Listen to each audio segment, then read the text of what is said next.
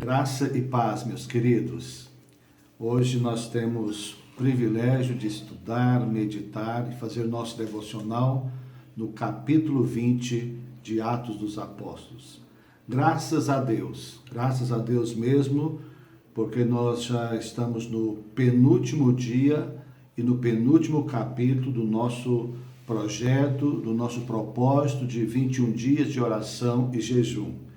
Eu tenho certeza que muitos têm sido fiéis a esse propósito e têm sido tremendamente enriquecido por Deus. Esse tempo nosso de consagração, de oração, de meditação na palavra de Deus tem proporcionado a nós muita força, tem dado a nós, aumentado a nossa fé, e nós temos aprendido da palavra de Deus. Embora tenha sido um devocional, não é um estudo mais aprofundado, mas de toda maneira é a palavra de Deus que é espírito e vida. E ela nos cura, ela nos liberta, ela nos anima, ela nos fortalece e ela nos abençoa poderosamente. Eu louvo a Deus por esse tempo tão precioso que nós temos vivido nesses dias, em comunhão com a palavra de Deus e conectados, ligados, não é? Uns aos outros através do mesmo propósito. Eu oro daqui, você ora daí, e Deus tem nos abençoado de maneira tremenda e poderosa, graças a Deus. Capítulo 20 de Atos, nós vamos tirar aqui algumas lições para a nossa vida, vamos meditar um pouco nesta terceira viagem missionária do apóstolo Paulo. O apóstolo Paulo continua a sua terceira viagem missionária, que começou um pouquinho ali atrás, e nós temos aqui coisas importantíssimas para pensar, para meditar nesse momento, no dia de hoje. No versículo 1, o apóstolo Paulo, depois de viajar, ele chega no seu ponto definido para chegar ali no versículo 1, eu gostaria de ler, vou ler alguns versículos hoje com os irmãos.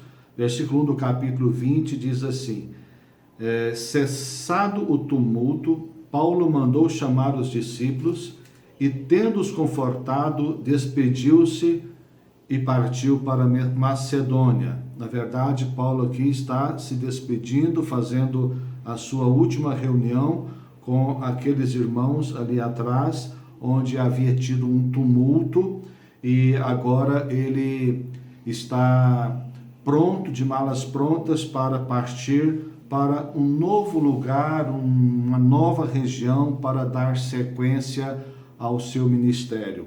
E ele chama os discípulos para uma reunião. Eu imagino que foi assim uma reunião de um discipulado em grupo que ele fez, com o propósito de não apenas despedir-se, mas além da despedida, de dar os últimos abraços, porque Paulo estava também no seu espírito já tendo uma intuição, um entendimento que talvez ele não voltaria ali mais tão cedo ou jamais voltaria ali. E Paulo, como era muito sensível à direção do Espírito Santo, ele tira aquele tempo de despedida para exortar e fortalecer os irmãos na fé. Eu gosto muito de relembrar o que é exortar, porque às vezes no nosso contexto a palavra exortação pode soar como uma briga, como alguma coisa negativa, mas não é. A palavra exortação é conforme o próprio apóstolo Paulo nos ensina, quando fala dos dons do Espírito, ele fala que a profecia para exortar, para edificar. Ele está dizendo que exortar é levantar, exortar é animar, exortar é de tirar de um lugar baixo para colocar num lugar mais alto, e é isso que ele estava fazendo. Na despedida, a tendência é as emoções enfraquecerem. Os irmãos, é claro, agora, sabendo que vão ficar sem a presença do apóstolo Paulo, como os discípulos de Jesus ficaram entristecidos com a despedida de Jesus. Nós somos assim também. nas despedidas nossas. Quando nós amamos alguém, quando nós temos uma comunhão, um relacionamento, e principalmente quando é uma pessoa com a qual nós aprendemos muito e ela é significativa na nossa vida, ela é importante para nós, é claro que a nossa alma se entristece. E Paulo quis dar a eles uma motivação que depois da despedida eles pudessem continuar firmes na fé e sem titubearem para darem sequência ao propósito de Deus. O bom é se nós pudermos ficar sempre juntos, mas isso não é possível. O próprio Jesus, quando estava ali no Monte da Transfiguração, com os seus 3 discípulos mais chegados, Pedro quis construir ali as 3 tendas, e Jesus disse que não, vamos descer, vocês têm algo para fazer, realizar, porque é confortável ficarmos juntos, mas as pessoas precisam de cumprir o propósito de Deus nas suas vidas. Paulo tinha que sair para cumprir o seu e a igreja continuaria cumprindo o seu propósito naquele lugar. Do versículo 7 ao 12, Paulo agora em Troade, ele quer ministrar a ceia, e aqui nós temos a ceia mais longa, o culto de ceia mais longo da história, eu imagino. Não me lembro de ter conhecimento, de ter notícia de um culto mais longo. Às vezes o nosso culto de ceia prolonga um pouquinho mais do que o comum e nós já ficamos incomodados, preocupados com o horário, mas preste atenção neste culto de ceia aqui. Primeiro entendermos que era o primeiro dia da semana, diz o versículo 7, era o primeiro dia da semana. Qual é o primeiro dia da semana? O domingo. Também é bom lembrarmos que eles tinham o hábito semanal de participar da ceia. A história diz que eles tinham uma festa chamada a Festa Ágape, que era o dia da ceia, que eles comiam juntos, eles tinham muita comunhão juntos, e eles faziam isso semanalmente, todos os domingos eles faziam isso. Na nossa cultura, a grande maioria das igrejas fazem a ceia uma vez por mês. Dada a sua importância, nenhum devia faltar ao culto de ceia. Ninguém devia faltar, dada a importância da ceia do Senhor. Mas às vezes alguém falta e isso não é saudável para a sua vida espiritual, não é saudável para a igreja, porque um membro do corpo nesse momento precisa de estar muito ligado aos demais membros, não é? Relembrando assim o que Jesus fez e também declarando de maneira profética e também com muita fé que somos um só corpo em Cristo Jesus. Isso é uma expressão da unidade. E Paulo ministrando a ceia ali, mas antes dele ministrar a ceia, ele ministra a palavra. A Bíblia não fala a hora que eles começaram a reunião, mas pode ser que eles tenham começado essa reunião no finalzinho da tarde, início da noite.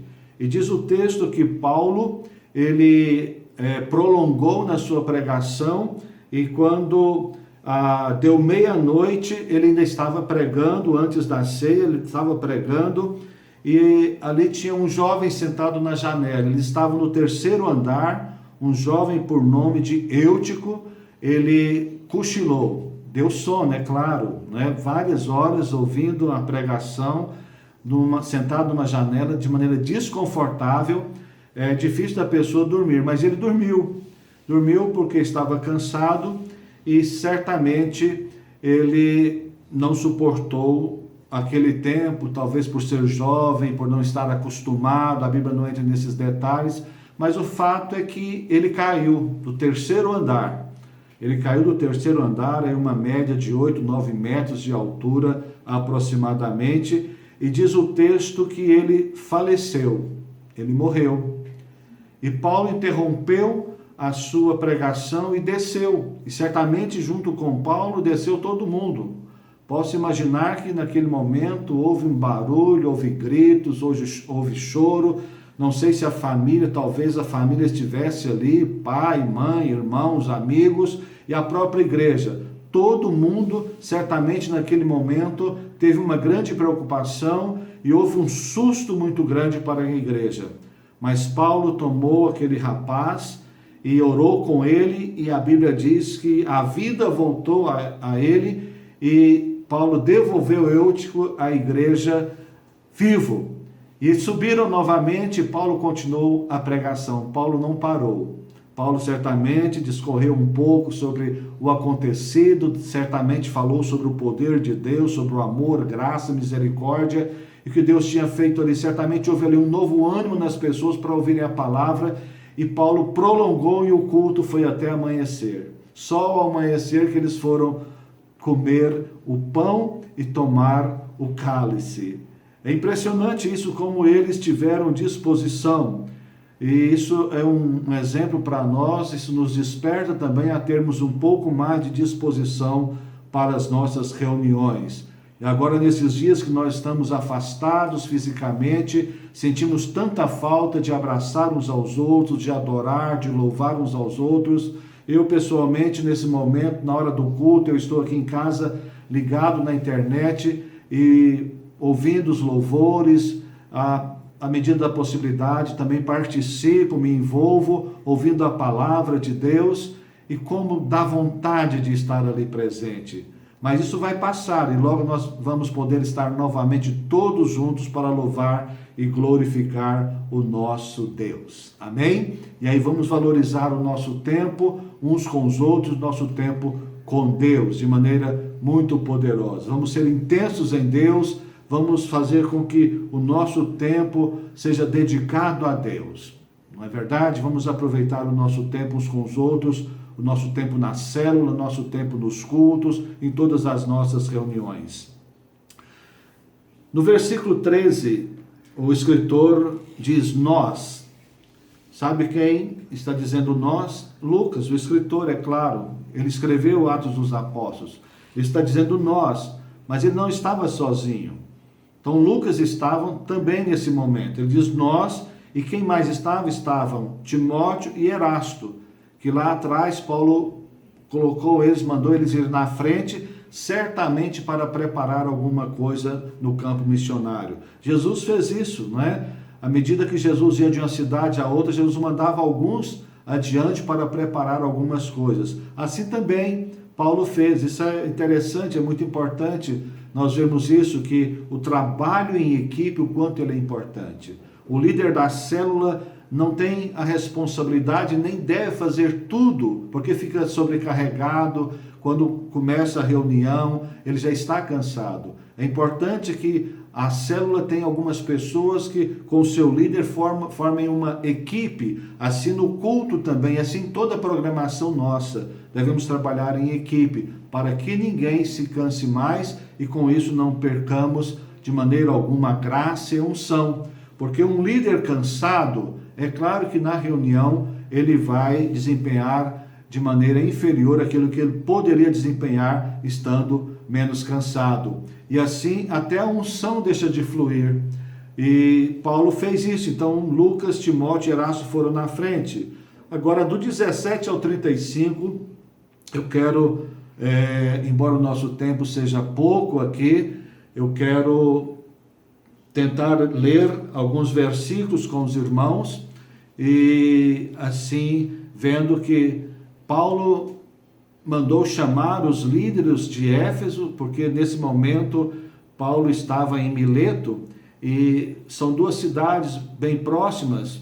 Eu não sei a distância precisa que tem, mas imagino que seja aí por volta de 100 quilômetros de distância, mais ou menos, entre uma e outra, Éfeso e Mileto, onde estava Paulo, e ele manda buscar os líderes daquela igreja que ele estava anteriormente, onde houve tumulto, e os discípulos não deixaram ele ir ali, estar naquele meio do tumulto, protegeram, depois ele teve que sair, e Paulo manda chamar esses líderes, né? Naquele momento, Paulo queria ter uma reunião com eles, Paulo queria fazer um treinamento, um discipulado com eles, e naquele período não tinha os recursos que nós temos hoje nós podemos fazer videoconferência, hoje nós podemos fazer gravação como essa, hoje nós podemos fazer transmissão online, que se chama também de live, e eles não tinham esses recursos. Então Paulo, como era uma cidade próxima, mandou chamá-los e eles vieram.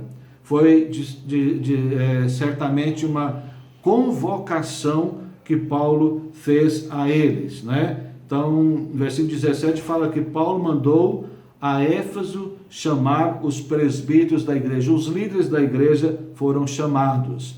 Do 18 ao 21, Paulo faz uma exposição, uma retrospectiva do trabalho que eles haviam feito, ele com os demais líderes. Olha só o que ele disse do 18 ao 21, quero ler isso com os irmãos. E quando se encontraram com ele, disse-lhes, vós bem sabeis como foi que me conduzi, Paulo está dando exemplo de si mesmo, como me conduzi entre vós em todo o tempo, desde o primeiro dia em que entrei na Ásia, servindo ao Senhor com toda humildade, lágrimas e provações, que pelas ciladas dos judeus me sobrevieram. Paulo estava sim sendo humilde. Aparentemente podemos pensar que ele mesmo, falando de si como humilde, pode ser uma soberba, mas não era. Paulo estava ensinando aos seus discípulos com quem ele tinha intimidade. Versículo 20. Jamais deixando de vos anunciar coisa alguma proveitosa. Paulo aproveitava o tempo para falar de coisas importantes. Paulo não perdia muito tempo, então ele usava o tempo com coisas proveitosas. Assim deve ser também o nosso tempo, né? De vô-la ensinar publicamente e também de casa em casa. Paulo fala, olha, ensinava nas grandes reuniões e ensinava também de casa em casa, contextualizando nos cultos públicos e também nas células. Paulo foi assim muito fiel nisso e está agora dizendo, vocês sabem disso. Paulo está de fato exortando, vocês sabem disso, por isso eu estou falando com vocês. E Paulo continua falando, aí ele fala que foi constrangido, não é? E do 22 ao 25, ele percebe no seu espírito o seu futuro bem próximo, que ele estava até com o coração de despedida em função disso. E agora, constrangido em meu espírito, vou para Jerusalém, não sabendo o que ali me acontecerá. Primeiro, ele não sabia mesmo o que podia acontecer, porque ele já tinha sido perseguido em tantos lugares, e ali em Jerusalém, onde perseguiu a igreja, as autoridades perseguiram a igreja, e o povo teve que sair, esparramar, e Paulo sabia disso, né? Então ele podia também sofrer ali alguma perseguição. 23, senão que o Espírito Santo de cidade em cidade me assegura que me esperam cadeias e tribulações. Ele já tinha no seu espírito o entendimento que ele seria perseguido e que cadeias e tribulações estavam esperando por ele. Porém, nada considero a vida preciosa para mim mesmo, contanto que complete a minha carreira e o ministério que recebi do Senhor Jesus para testemunhar o evangelho da graça de Deus. Aí Paulo diz, olha, para mim não importa isso também. Não importa a cadeia, não importa a tribulação, o importante é que eu tenho cumprido o propósito de Deus na minha vida. E se chegou o tempo de eu perecer, de eu voltar para o Pai, eu estou pronto para isso, não é? Vou avançar aqui em função do nosso tempo, mas te peço que leia com atenção todo esse texto. Depois ele continua no versículo 28, atendei por vós e por todo o rebanho, sobre o qual o Espírito Santo vos constituiu bispos para pastoreardes a igreja de Deus, a qual ele comprou com seu próprio sangue. Lá atrás ele chamou de presbítero, aqui ele chama de bispos. Na verdade, se nós contextualizarmos hoje, essas pessoas eram o quê? Eram líderes de células, eram pastores na igreja local, eram pastores de pequenos grupos, eram líderes da igreja.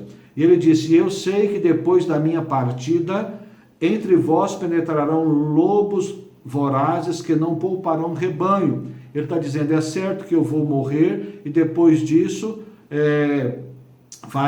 vai chegar aí lobos querendo destruir vocês, fiquem espertos. E que dentre vós mesmos se levantarão homens falando coisas pervertidas para arrastar os discípulos atrás deles. Às vezes os lobos se levantam dentro da própria comunidade, dentro da própria igreja. Portanto, vigiai, lembrando-vos de que por 3 anos, noite e dia, não cessei de admoestar com lágrimas a cada um. Paulo está falando, olha, foram 3 anos e meio que eu trabalhei com vocês, ensinei, dei tudo que eu tinha para vocês, cuidei de vocês, agora é hora de vocês serem fortes, cuidar dos demais. Eu não estarei mais com vocês, ninguém vai estar com vocês para sempre, vocês precisam amadurecer, precisam crescer. E do 36 ao 38 tem a despedida final deles. O texto diz depois que eles se abraçam, que eles choram, e despedem, colocam Paulo no barco e Paulo vai embora. E Paulo, no próximo capítulo, ele é preso, no próximo capítulo ele vai para Roma preso, e aí ele faz da sua prisão a 4ª viagem missionária. Ele aproveita essa oportunidade, coisas que vamos falar no dia de amanhã, que também será o nosso último dia do nosso propósito. Mas eu quero dizer o seguinte, que eu vou continuar, depois, mesmo que termine o jejum, eu vou continuar com o devocional até completar o capítulo 28, ou completar o livro de Atos dos Apóstolos.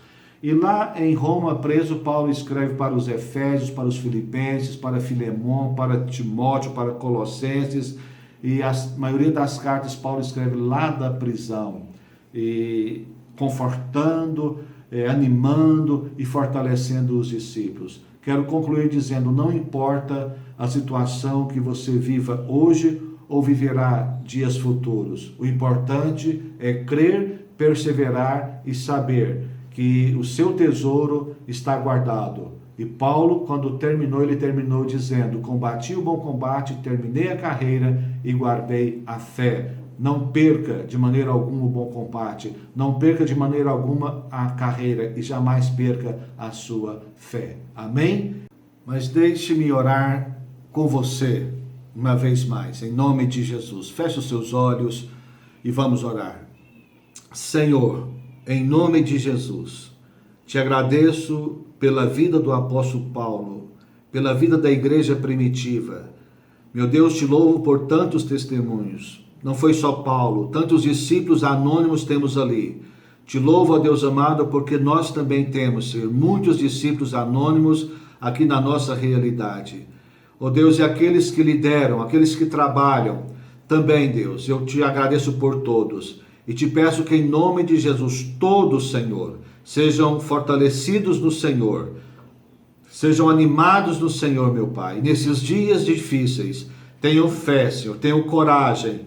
Ó Deus, sejam alimentados, abençoados e fortalecidos em nome de Jesus. Amém. Que Deus te abençoe em nome de Jesus Cristo e até o capítulo 21.